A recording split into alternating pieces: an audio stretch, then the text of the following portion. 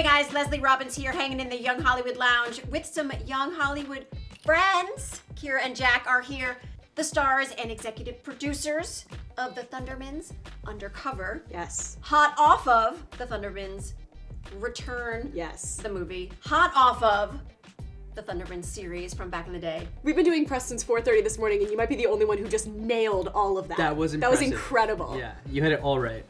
Thank you. Nicely done. Thank you. I would just say you guys are just hot. You're just hot. You're That's it. hot. Ooh. Ooh. Thanks, Jack. You look good too. Wait, no, seriously, the trajectory of Thundermans to now. Oh my goodness. Just won't die, and we're thrilled. Yeah, it's going great. It is going great. Talk to me now about this spin-off series, because what a wild ride. It's amazing. We're really, really lucky to be back playing the same characters. I mean, I think that, I wake up every day and I'm like, how am I still doing this? And especially when we were just filming the season in Vancouver, you know, we're in this amazing place with these amazing people. And there's just multiple times on set where Kira and I will look at each other and just have this sort of telepathic, like, Here we how are. is this happening? Yeah, no, it's amazing. It's incredible. I mean, you know, when we made the movie, we all kind of thought, like, what if this could turn into more? But we kind of didn't dare say it out loud. We just sort of did what we could do to try to move things in that direction. And so to be here on the other side of it, having gotten that 26 episode order and having gotten to like make a proper season of television has been great. Like, we both wanted to keep going, but we just were trying to enjoy every moment as it came. Because you never know. With the movie, it was just a kind of a one-off thing, and of course we were like, what if, you know? And here we are, and it happened, so. Okay, I was with you guys almost a year ago. It was March 2024, Nickelodeon, in the Valley, and it was magic. Like, I loved being with you guys. I wanted to stay and hang out. You felt the magic. Everyone was buzzing about the Thundermans. So, did you feel it then, or you had no clue? We knew on set, we were like, if we can pull this off, there's a world where this could keep going. It was part of why I fought so hard to make the movie be a multicam and make it feel like an episode, because I thought if we can show people what an episode of the show would look like now, maybe the fans will want more and the network will trust us to make more, and that was exactly what happened. So we were thrilled.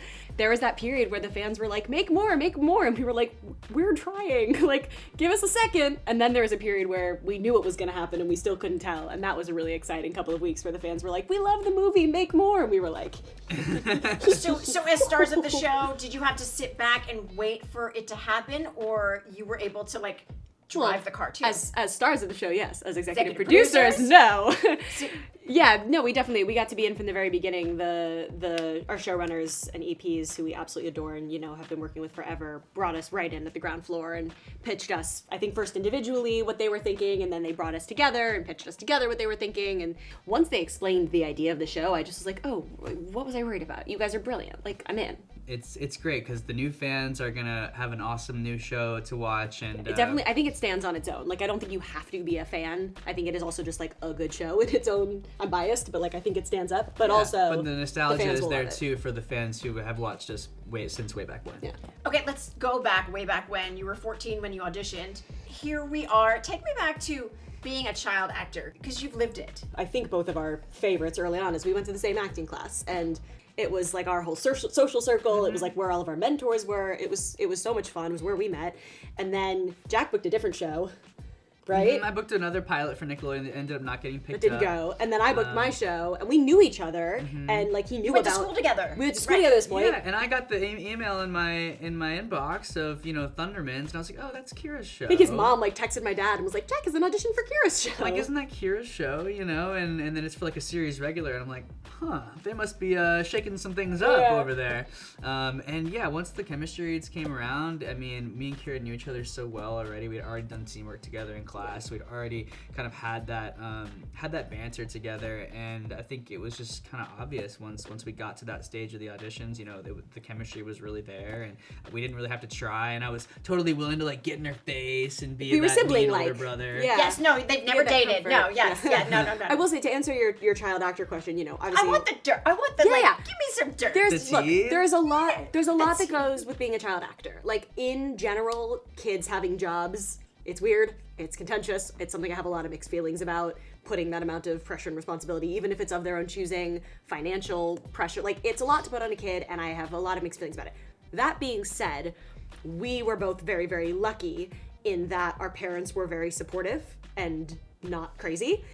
Not to spew, you know, stuff about Hollywood, but Hollywood can be really overwhelming for kids, and you know, can be a dark place sometimes. You and get swept into scary rivers. Exactly. And so at age 14, I kind of already knew who I was a little bit as a kid, as much as a 14-year-old can. But I feel like, you know, kids come here at 7, 8, 9, and it's like they're so impressionable. And like for me, and you ask about sort of how we came up, like I feel like I came at like kind of the perfect time. It's so funny that you say that, because I remember so distinctly being like 13 and 14 and people being like, what's it like being a child actor? And I'm like, I'm not a child actor. Bella Thorne's been doing this since she was 4. Like, because the people we were up against in these auditions at 12, 13, 14, you would lose jobs to kids who had been acting for 9 years already. So in our mind, we were like, oh, we're adults already. I was like, I'm in high school. We're grown. We're not child actors. Now, of course, looking back, I'm like, oh my God, I was a child actor. Like, I fully went through puberty in front of millions of people watching. Like, that comes with its own stuff. You can't discount that. In superhero suits. In spandex, yeah.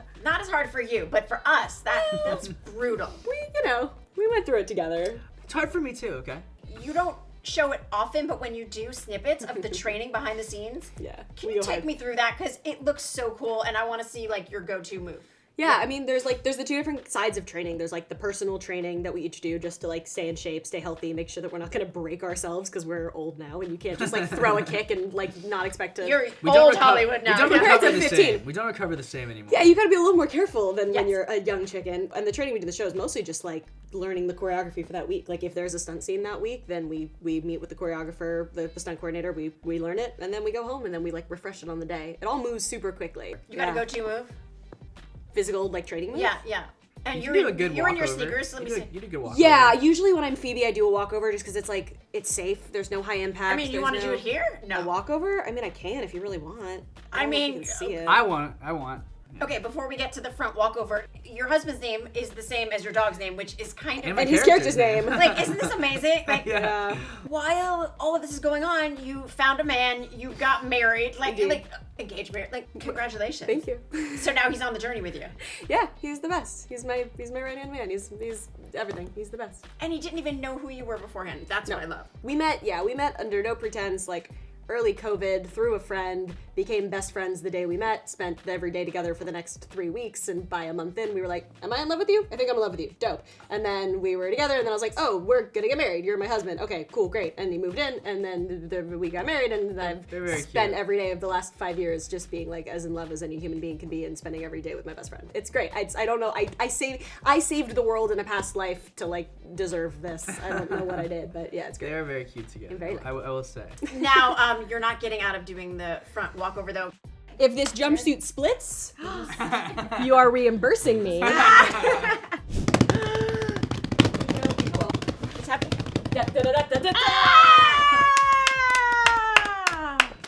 Thank you. Very good. Wow. The stunt is done. The show is on.